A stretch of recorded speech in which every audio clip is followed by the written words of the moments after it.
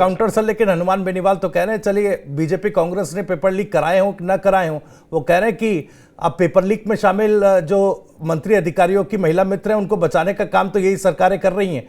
राखी राठौड़ जी जवाब दीजिएगा।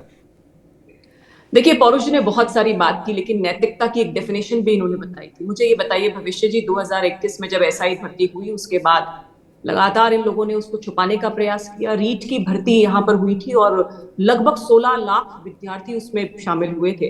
डोटासरा जी का वो स्टेटमेंट भी हमारे सामने था जिसमें उन्होंने कहा कि अगर ये कहे कोई कि रीट का पेपर लीक हुआ है तो उसे जेल में भर दो। अल्टीमेटली ये प्रूव हुआ कि शिक्षा संकुल के स्ट्रांग रूम से ही जो लोग सरकार ने लगाए थे उन लोगों ने ही उस पेपर को वहां से चुराया था। जिस तरह से शिक्षकों ने बिरला ऑडिटोरियम में ये माना मुख्यमंत्री के सामने कि तत्कालीन शिक्षा मंत्री डोटासरा जी के सामने ये बात कही कि हमें ट्रांसफर पोस्टिंग के पैसे देने पड़ते हैं, तो जिस तरह से डोटासरा जी ने अपनी कांग्रेस की पूरी एक सरकार देखा चलाया, वही चीज वही मानसिकता यहाँ पर चाहते हैं।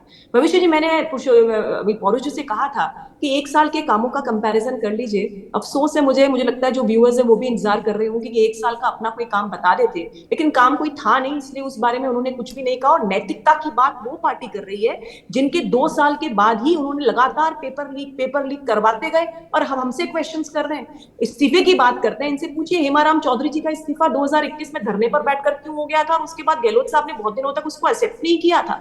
जिस तरह की सिर फुटव्वल, जिस लेवल की सिर फुटव्वल अगर कांग्रेस पार्टी में राजस्थान में, भविष्य जी आपने भी कवर किया होगा, बड़ा हैपनिंग 2020 में 21 में रहा कि जो लोग आपदा की बात कर रहे थे। भविष्य जी, मुझे लगता है कोरोना से ऊपर कोई आपदा नहीं हो सकती है। उस आपदा के वक्त ये सभी लोग होटल में बैठे थे, कभी जयपुर में, कभी मानेसर में, कभी जैसलमेर में। जब लोगों को जरूरत थी सरकार की तो सरकार के नाम पे कुछ नहीं था।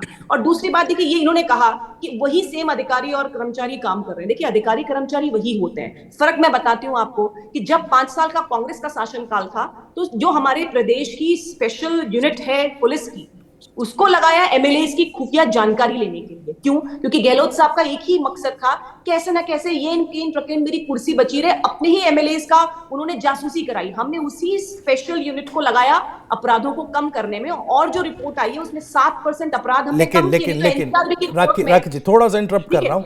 मेरा सवाल यह है कि ठीक है, आपने डोटासरा जी को आइटम बॉय बोल दिया, मेरे शब्द नहीं है, आपके शब्द हैं, पौरुष भारद्वाज जी जवाब देंगे, लेकिन क्या वो सवाल गंभीर नहीं है क्या?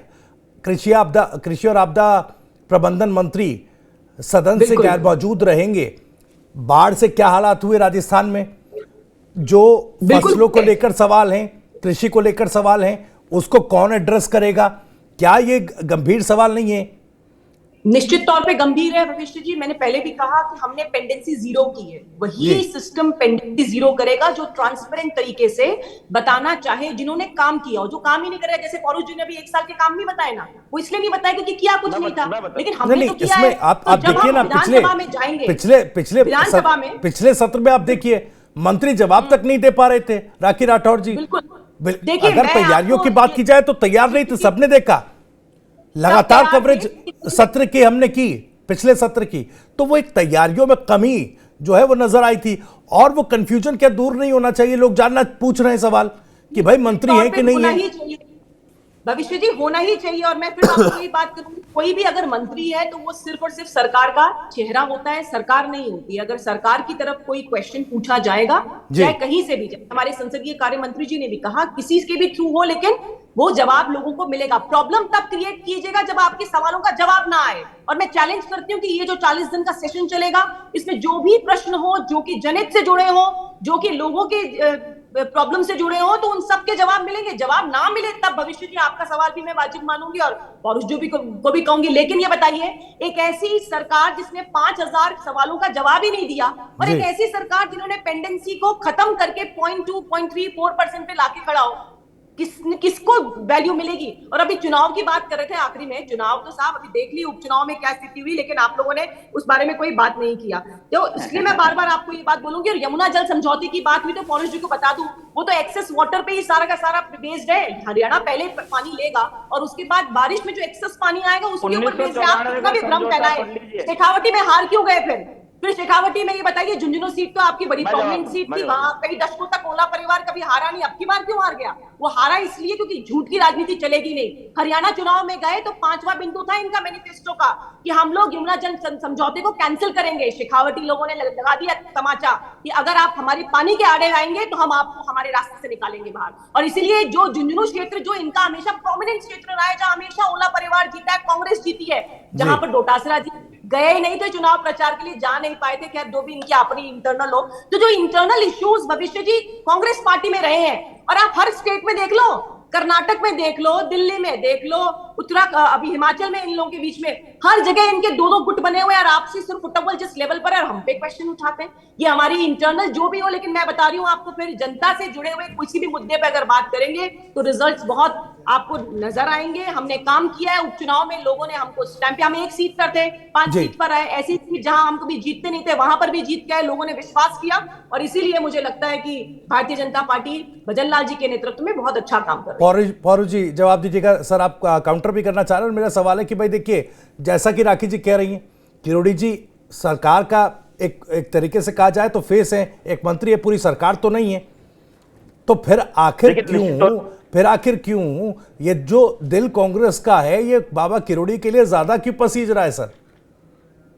नहीं देखिए, मैं भविष्य जी मैं इसी बात को कह रहा हूँ कि मंत्री भले ही सरकार का पार्ट होता है, मंत्री नहीं होते हैं, परंतु निश्चित तौर पे जो विभागीय मंत्री होता है उसकी जिम्मेदारी ज्यादा अहम होती है। क्योंकि आप उससे एक सप्लीमेंट्री क्वेश्चन भी आप उससे पूछ सकते हैं, कोई कमी होती है तो भी आप पूछ सकते हैं। अगर दूसरा मंत्री दूसरे विषय के या दूसरे विभाग के मंत्री के जवाब देने के लिए आएगा तो उसके पास सिर्फ कुछ एक जानकारियां हो सकती है, पूरी जानकारी उसके पास हो ये आवश्यक नहीं है। अब बहन राखी जी ने जो है दो तरह की बात करी। एक तो इन्होंने मुझसे पूछा कि भाई हमारी सरकार ने पहले क्या किया, और दूसरी बात इन्होंने जो हमारी सरकार पे कुछ आरोप लगाए, तो मैं तथ्यात्मक तरीके से पहले आरोपों का जवाब देना चाहूंगा। इन्होंने कहा कि रीट का वाला इन्होंने जो है अभी जिक्र किया, तो ये हमारी कांग्रेस पार्टी की नैतिकता है कि कमियां अगर हमारे शासन में भी होती है तो उस पर हमारे नेता बोलते हैं, और ये एक अच्छी बात है, एक स्वस्थ लोकतंत्र की निशानी है। भारतीय जनता पार्टी की तरह हम जो है हमारे कमियों को या फिर आपके द्वारा किए गए घोटाले, देखिए फिर आप डोटासरा जी ने कहा था जो बोले रीट का पेपर लीक हुआ है उसे जेल भेज दो, इसका जवाब दो।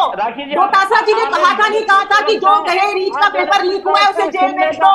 पौरुष जी ये बताइए, डोटासरा जी ने कहा था, नहीं कहा था जिसने रीट का पेपर लीक की बात करी उसे जेल भेज दो?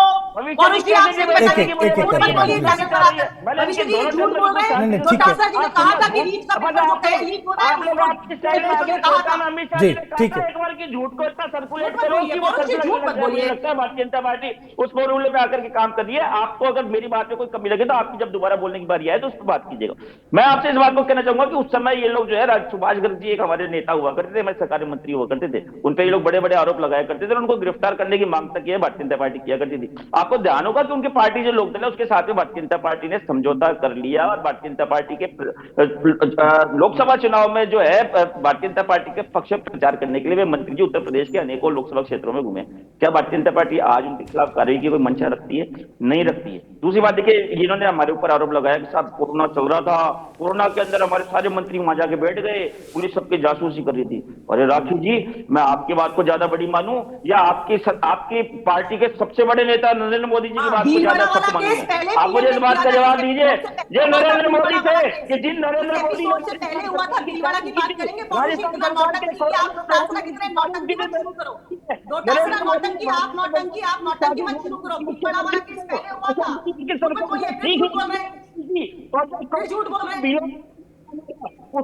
आप भीलवाड़ा पहले फेज में आया था, उसके बाद आप क्या सबसे ज्यादा महीने जैसलमेर में, जयपुर में, मानेसर में होटल में रुकने का रिकॉर्ड नहीं बनाया आपकी पार्टी ने? झूठ कितना बोलेंगे? आपकी पार्टी बोल दीजिए गलत था कि आप जैसलमेर में, जयपुर में, मानेसर में होटलों में रुके। पौरुष जी कैसी बातें कर रहे हैं?